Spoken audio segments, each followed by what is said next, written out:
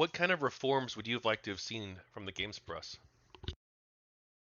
Um, Again, I saw most of it with the disclosures. I would have really liked to see a model that doesn't rely on the video game publishers paying journalists through advertisement and also being the one that gets reviewed by the same journalists that are being paid by them. But I understand that that is difficult and, in a sense, has been solved for the most part on YouTube, that has a completely different kind of revenue. They still do it, but they disclose it when they do it. Like, there's a lot of sponsored content, but sponsored content is, it's out in the open. This is sponsored, and I believe that that was because of Gamergate, because there was a lot of that was happening and was not disclosed. I remember Shadow of Mordor was one of the cases. Yeah. Shadow of Mordor did a whole bunch of sponsored content on YouTube that was not disclosed, and people believed, oh no, yeah, this is just people enjoying the game, and instead, it was people paid to say that they enjoy the game. And that was Gamergate. That was, remember, there Yeah, was an operation for us to mass contact the FTC to get them to absolutely, change their rulings. absolutely, We very much absolutely. brought about that change. I believe we did, and again, and it needs to be clear because people misinterpret that. Just like for the content of video game and people having outrage, etc., they didn't change the rules because they caved into Gamergate. They changed the rules because Gamergate made a mess, and they were, okay, this looks bad though, and probably I should do something about it. And I didn't expect anything else than that. I didn't expect people to just go, "Oh, we publicly thank Gamergate for changing our policy." No, obviously not. But the policy changed anyway. And it changed because in the middle of all the chaos, they realized, yeah, that's not how we should operate. If you were the editor in chief of one of these gaming websites and one of your employees was credibly accused of an ethical violation, how would you have handled that? Uh, Honestly, a little bit like Stephen Totilo did. I I will try to figure out someone that is reasonable and is not a complete lunatic to talk with, and that was TotalBiscuit, and just went, okay, what can we do to do better? Have that conversation and then applying it. Because yeah, Kotaku started to do the disclosure and stuff.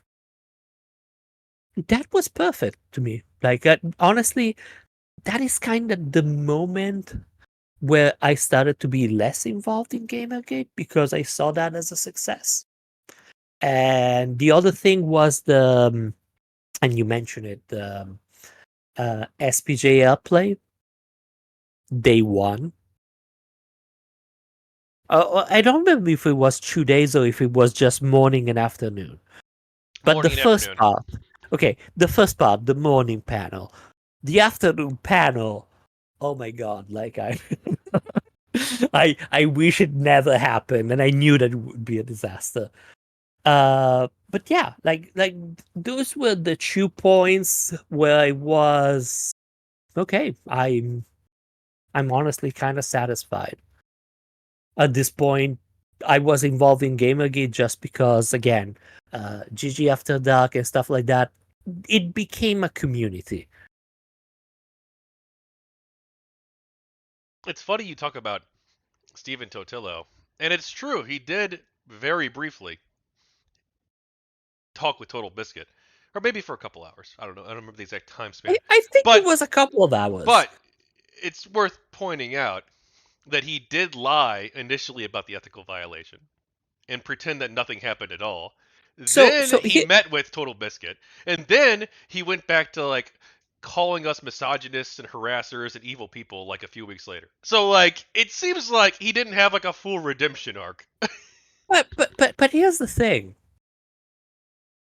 I I understand where his thing came from because again, if you ask me if Gamergate was inherently misogynistic and blah blah blah, I will say no.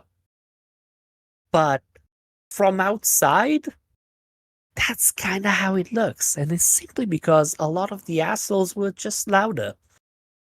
And I don't blame him for that because that's how a lot of things a lot of those things showed up. Like this, unfortunately, the assholes are always very, very, very loud and very memorable. Most of all, nobody remembers the people that do reasonable arguments. Everybody remembers the assholes. Like, do you remember that guy that was anti Gamergate that was invoking the final solution for gamers? Was it Matt Binder or somebody else? I I do. It was think somebody else. Matt Binder said some crazy shit too, no. but No. It was someone else. But that is the point. I don't even remember the name, but I remember what he said because it was so outlandish and so stupid that you remember it. The same is for our side. When someone was saying something very stupid, people remembered it. And people remained with that impression.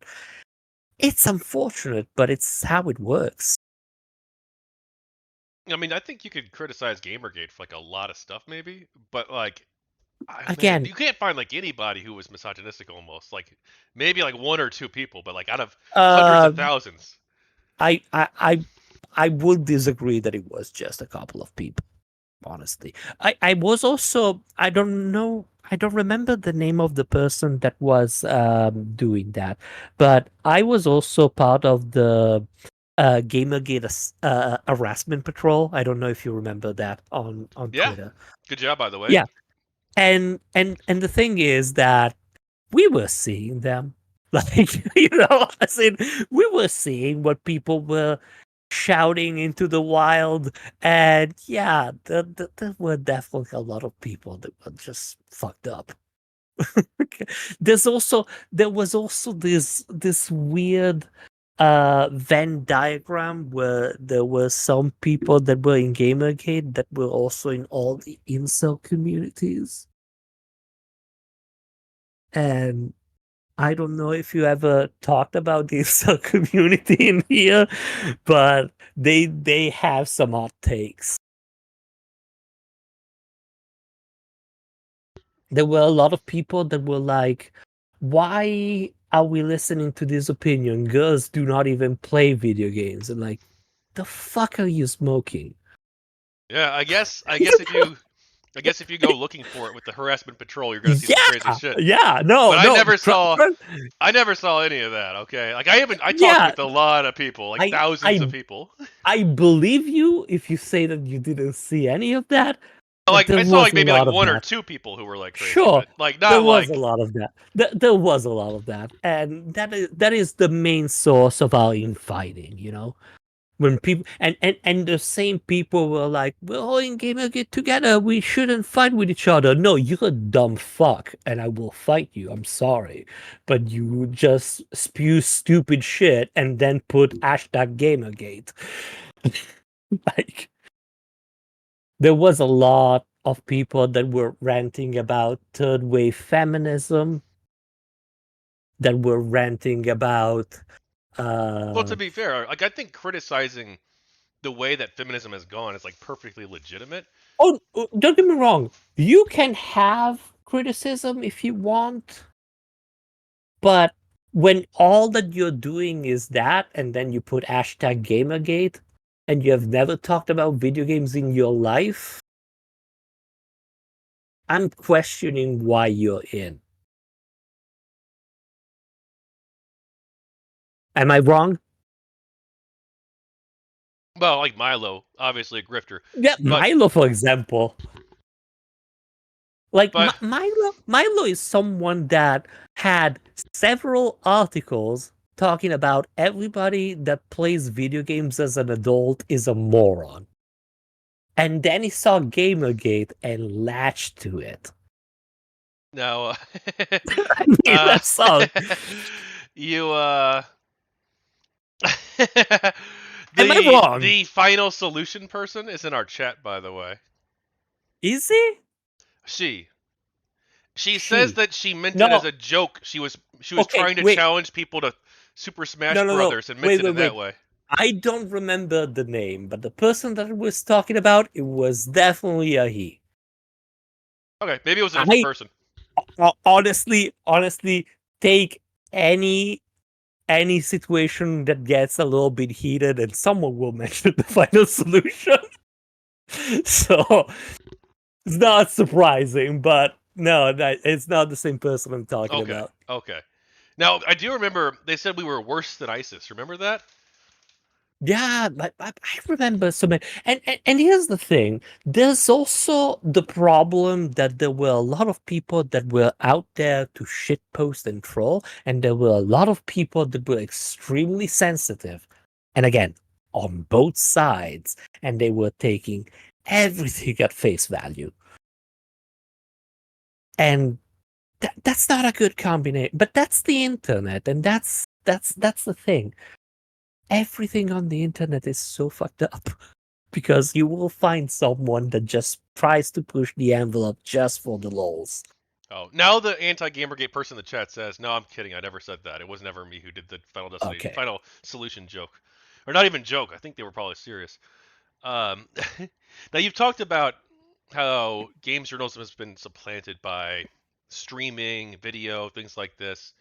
Do you think that there is still a role for good text-based games journalism? Uh, I mean, it depends. As in, there's always probably going to be a role as long as there is someone that prefers that format.